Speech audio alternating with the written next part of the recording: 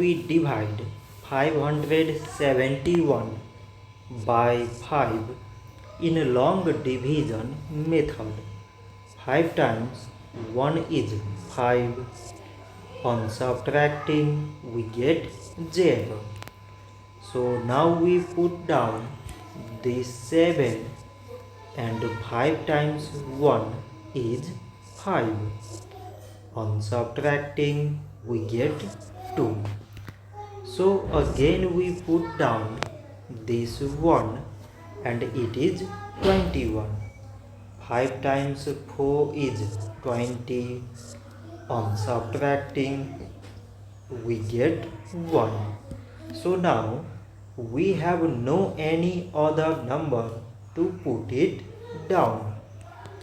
So we take here decimal so that we put 0.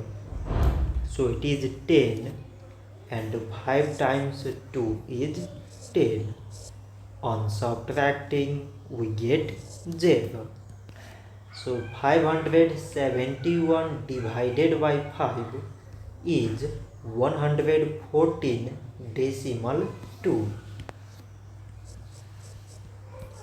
So this much for today and thanks for watching.